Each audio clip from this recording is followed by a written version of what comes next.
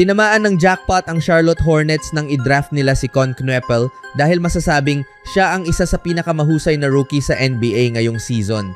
Habang may malakas ding taon ang sensasyon ng Dallas Mavericks na si Cooper Flagg, naipakita rin ni Knueppel ang kanyang kaso para sa Rookie of the Year award.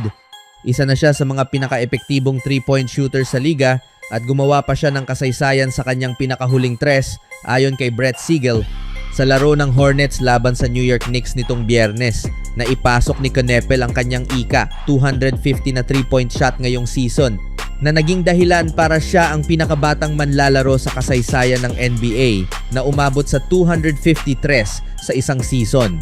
Sa oras ng paglalatala habang may double-digit na kalamangan ang Hornets laban sa Knicks sa ikatlong quarter, naka 5 of 8, 62.5% si Knueppel mula sa 3-point range bilang no.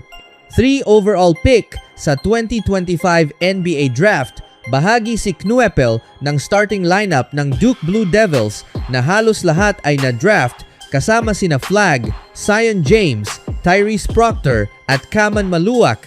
Habang bukas pa ang labanan para sa Rookie of the Year, halos sigurado na si Knueppel na mapabilang sa All-Rookie First Team.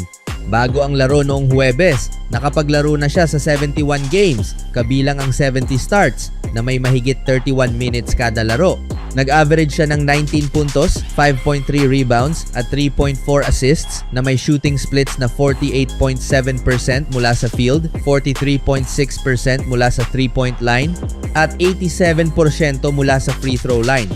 Dahil sa napakagandang performance ni Knueppel, umangat din ang Charlotte Hornets sa Eastern Conference standings. Sa kasalukuyan, may record silang 38-34 at nasa ika-9 na pwesto sa East. Sa ibang balita naman, patuloy na dumarami ang problema ng Golden State Warriors. Bagamat mukhang malapit nang makabalik si Stephen Curry, ang season-ending ACL injury na tinamo ni Jimmy Butler noong Enero at ang malubhang injury sa binti ni Moses Moody noong March 23 ay lubhang nagpahina sa kanilang rotation. Mukhang mananatili sila sa ika-10 pwesto sa Western Conference hanggang matapos ang regular season. Dahil dito, magiging napakahirap para sa kanila na makaalis sa play-in tournament at makapasok sa first round ng playoffs. Hindi pa naman panahon para sumuko sa season na ito, pero ang mga fans na umaasang makipaglaban sila para sa kampyonato ay malamang na kailangang maghintay hanggang 2026 to 27. Sa kabutihang palad, hawak pa rin ng Golden State ang kanilang first round pick sa 2026 NBA Draft. Kung hindi sila makakalusot sa play-in, malamang na mapunta ito sa lottery selection. Magkakaroon sila ng tunay na pagkakataon na pumili sa loob o malapit sa top 10 sa unang pagkakataon mula nang i-draft nila si Jonathan Kuminga noong 2021.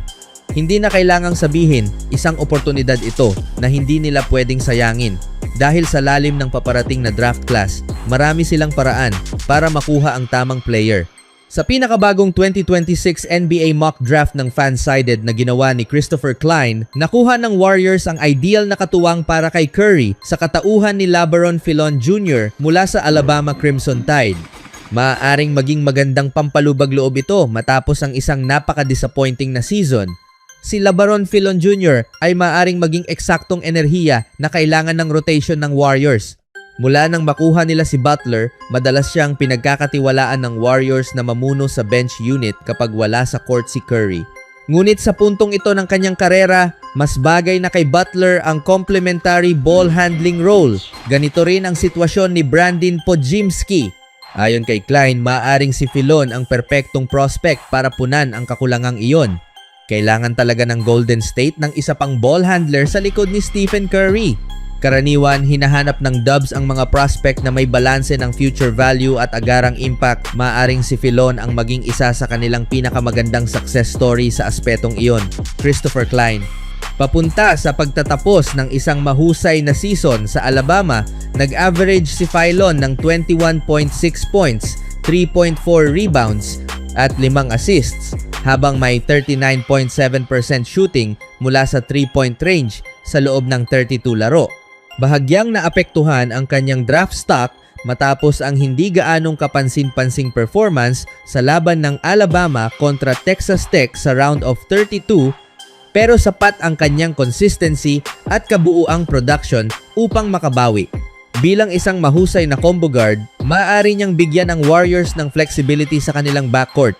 Sa taas na 6'4" at timbang na 177 pounds, mayroon siyang build at kakayahang umiscore sa iba't ibang paraan na siguradong magugustuhan ng Golden State. Siyempre, ang pagkakaroon ng pagkakataong makuha si Phylon na posibleng maging top 10 pick ay nangangahulugan din ng isang disappointing na pagtatapos ng season. Ngunit desperado ang Warriors sa pagpasok ng bagong batang talento at maaaring si Phylon ang maging sagot sa pangangailangang iyon. Samantalang magkakaroon ng postseason run ang Golden State Warriors, pero hindi ito nagsisimula sa paraang inaasahan ni Steve Kerr. Bago magsimula ang 2025 to 2026 NBA season, naniniwala ang Warriors na sila ay magiging tunay na championship contenders. Ngunit sa huling linggo ng Marso, nakasiguro lamang sila ng pwesto sa NBA Play-in Tournament. Kung nais nilang makapasok sa playoffs, kailangan nilang ipaglaban ito. Bagamat positibo pa rin ang magkaroon ng pagkakataon, hindi natuwa si Kerr. Ipinakita niya ito nitong Biyernes, March 27, nang batiin siya on-air para sa pagpasok nila sa play-in. I would be asking Steve. By the way, congratulations on the clinch in the play-in.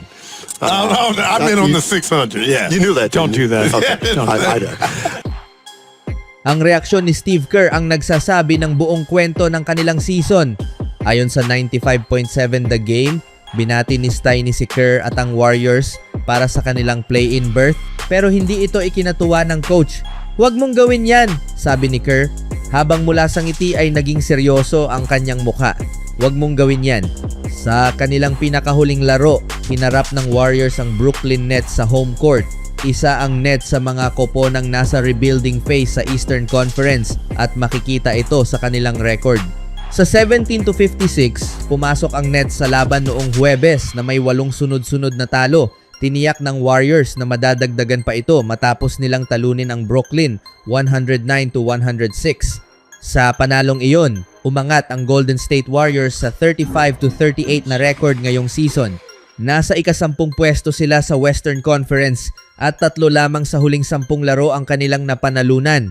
May 1.5 game lead ang Portland Trail Blazers laban sa Warriors, habang 2 laro naman ang lamang ng Los Angeles Clippers sa Golden State. Habang tumatagal, mas lumalakas ang posibilidad na manatili ang Warriors sa ika-10 at huling pwesto. Malaki ang naging papel ng mga injury sa paghihirap ng Warriors ngayong taon. Para kay Steve Kerr na naging coach ng dynasty ng Warriors, mahirap tanggapin ang kasalukuyang kalagayan nila. Sumali si Kerr sa Warriors noong 2014 bilang head coach. Mula noon, nanalo ang koponan ng halos 65% ng kanilang mga laro sa regular season. 3 beses lamang silang hindi nakapasok sa playoffs sa nakalipas na 11 taon. Si Kerr ay 4 na beses na NBA champion bilang head coach at 5 beses naman bilang manlalaro. Bagamat hindi pa tuluyang nawawala ang pag-asa ng Warriors na makadagdag ng isa pang kampyonato ngayong season, masasabi pa ring malaki ang kanilang pagkukulang sa inaasahang performance. Dahil dito, malinaw ang frustration ni Kerr sa kinahinatnan ng kanilang season.